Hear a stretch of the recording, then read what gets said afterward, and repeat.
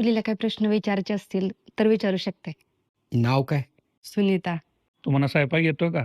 होय. धुणं भांडी जमते का? होय जमते की. आणि बाकी घरातली कामं सगळी जमतेत का? होय. बर, तुला मुलगी पसंत आहे का? होय फोडायची का सुपारी लगेच? होय होय फडा. हो थांबा. पण मला पगार किती देणार हे ठरलंच नाही की.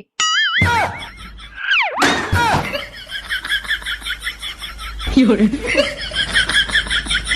有人。